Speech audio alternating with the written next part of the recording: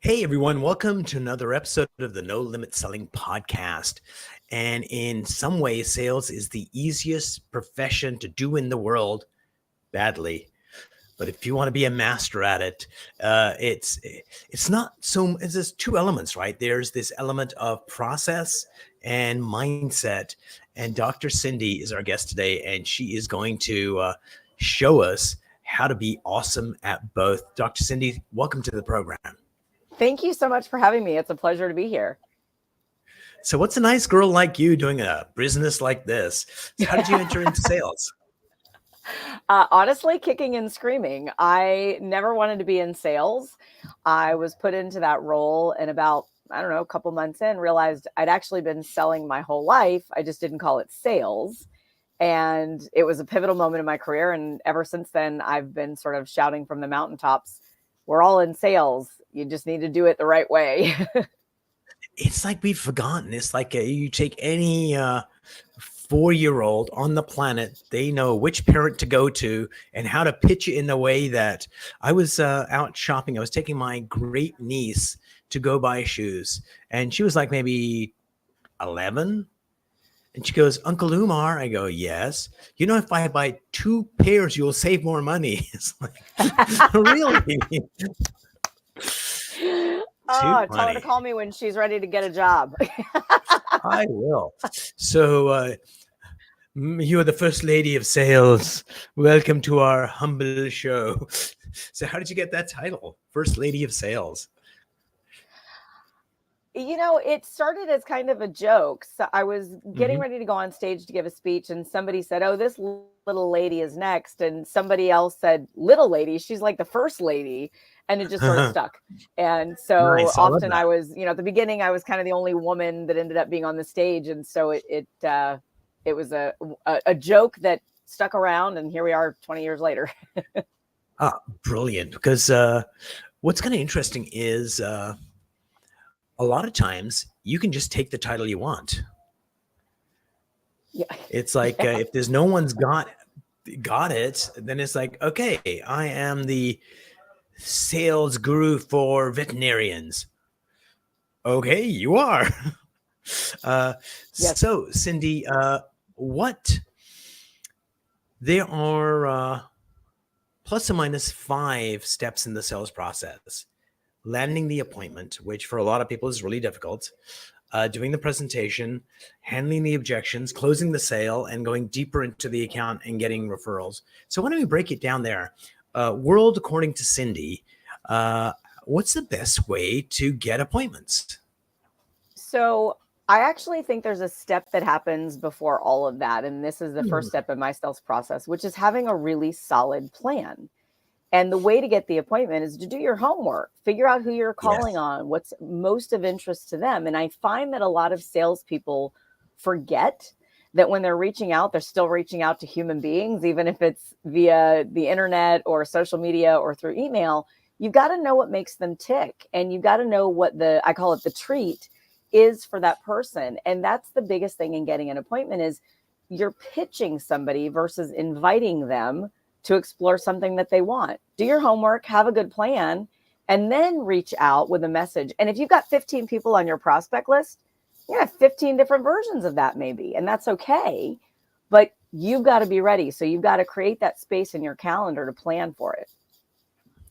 So it is really easy to understand what you've just said, but when people go to actually do it, they get like either they use it as a way to distract themselves. No, I got to do more research on Dr. Cindy. Once I know, what her 23andMe score is.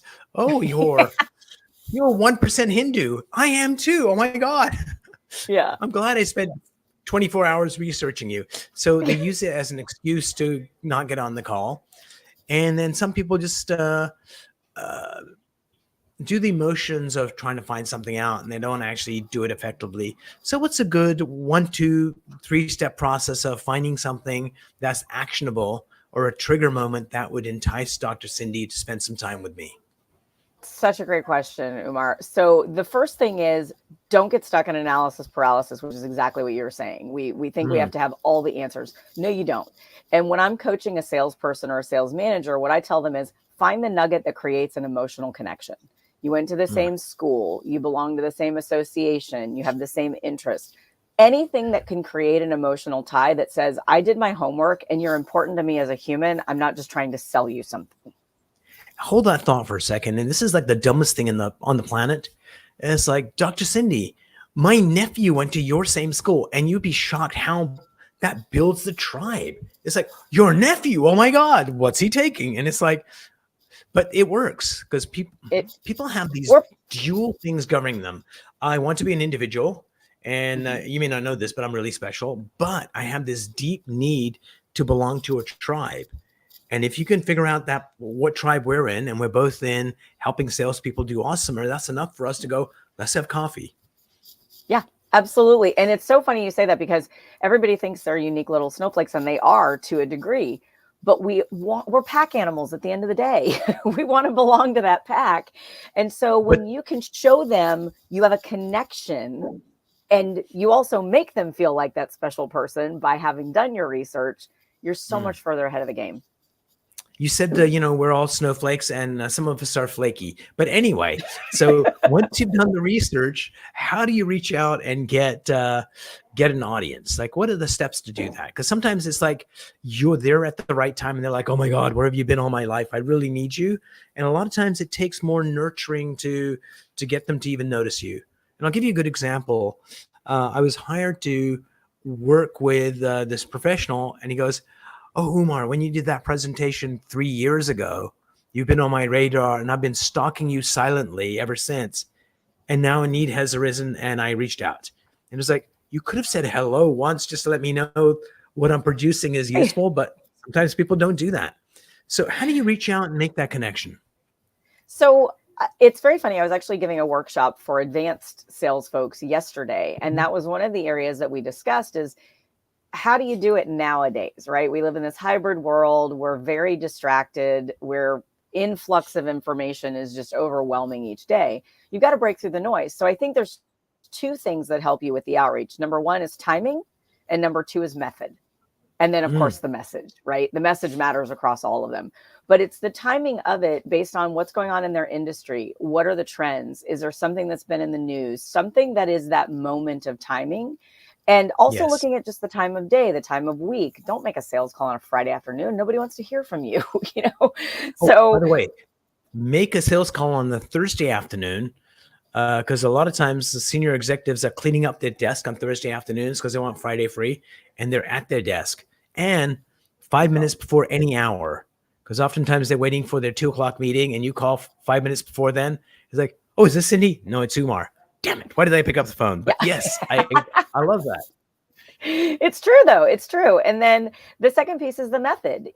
Be unique. Everybody sends generic emails. Stop it. I don't want any more generic emails. I actually got something on one of the social media platforms today where they forgot to use their little app appropriately, and it said, hi, first name. Come on. We can do better than that. So make it personal and always make it dear occupant. I think that's a lot more heartwarming. Dear person sitting at your desk. Yeah. Yeah. So once you get that outreach done and you get your meeting, which these days is like virtual, like we're doing, but where in the world are you, by the way? I'm in San Francisco today. Berkeley used to be my old hometown. I'm in Toronto. So just in a silly aside story, I decided to kind of research the Sufis, the spiritual side of Islam. So I said, I really need to figure these guys out. And so I reached out to their worldwide organization, and they had a US organization, and they had a Maryland organization, and they had a Baltimore chapter where I lived. And when I looked at where they were, I was on 619 Holland, and they were at 719 Holland. They were like on my street, which is like totally crazy. Kind of amazing. Meant to be. Yeah, it was.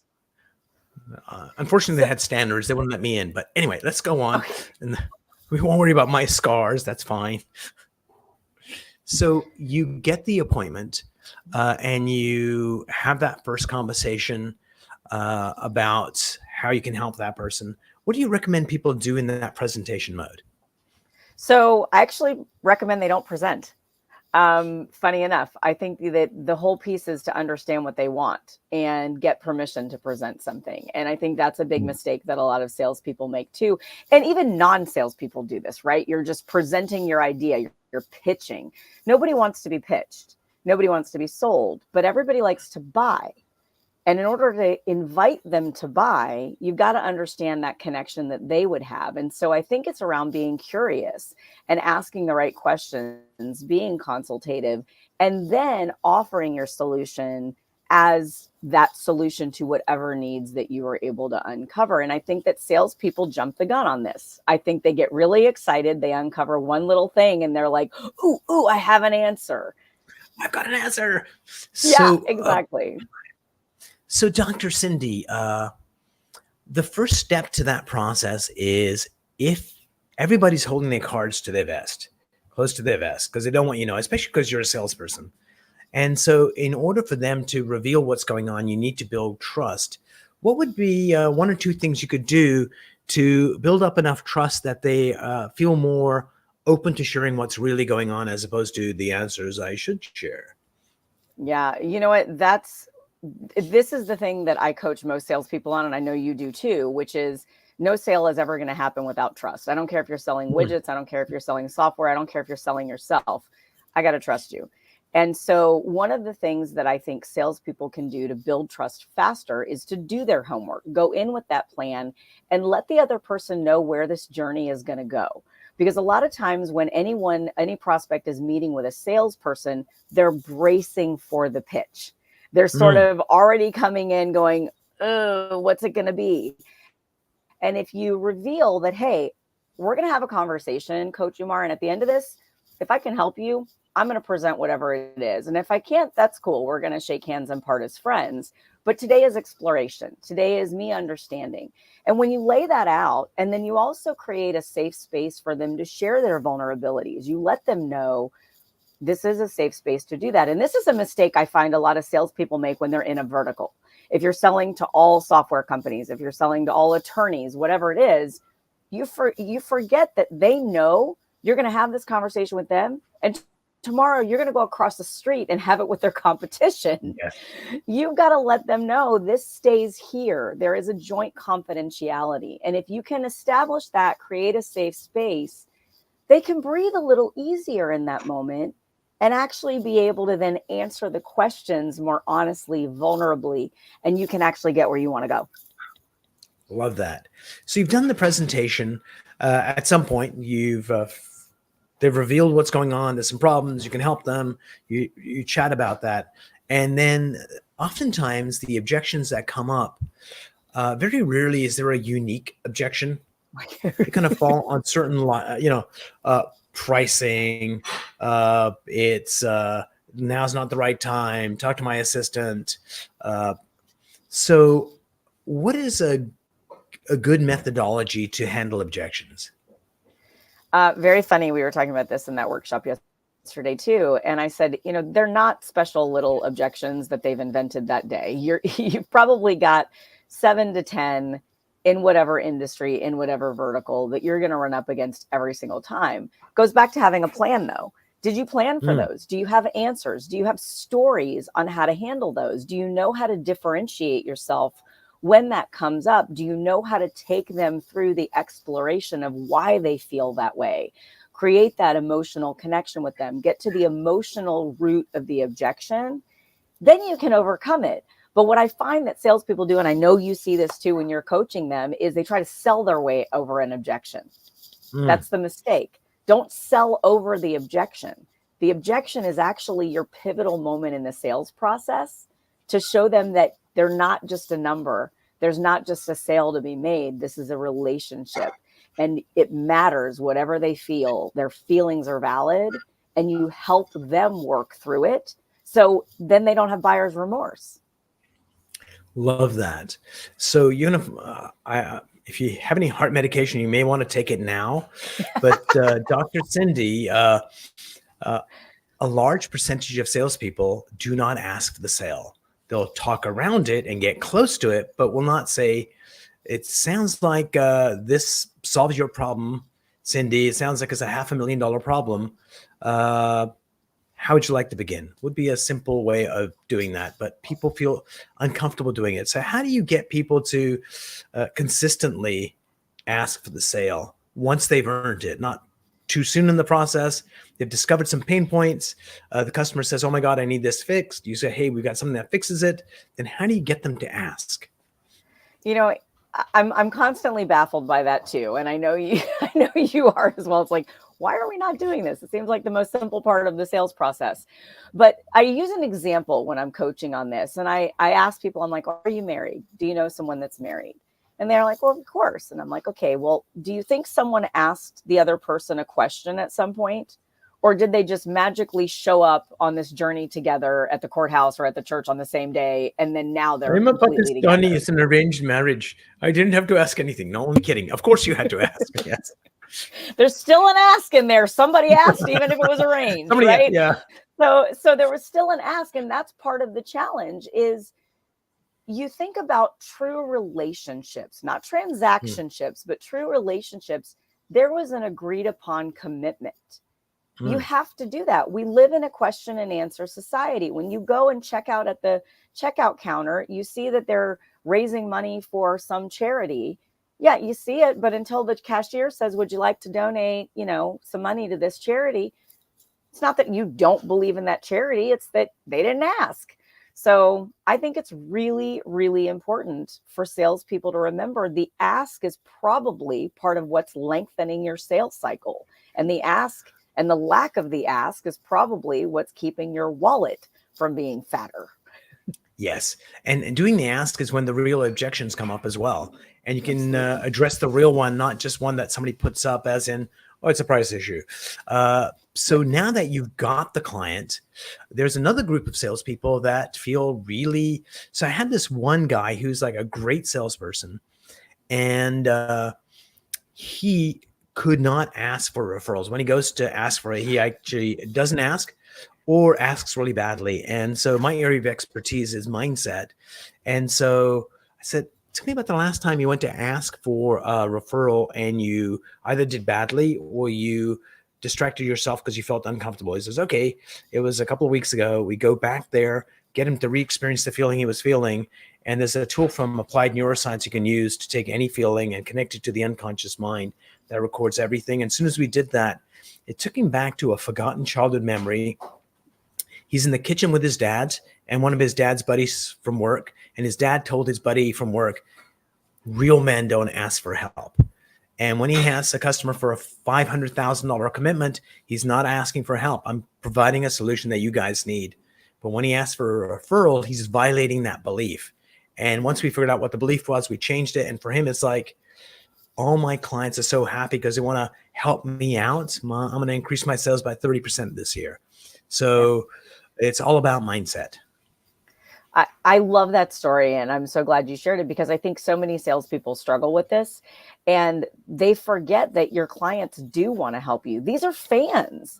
They appreciate what you've done for them. I mean, think about as a consumer, when you've had a great experience and you went to a great restaurant, you want to go tell people.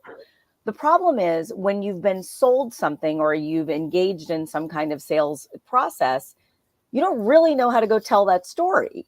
And so you want to solicit their support and their help and tell them how to help you. I don't believe anybody does this life alone. I don't care who you are. Somebody gave you a chance at some point. Somebody believed in you. Like we all do this work of helping one another, but give your fans an opportunity by soliciting that help. Give them an opportunity. And it feels good to help somebody. Like it's so great. Like we feel so good. So give them that opportunity to feel good.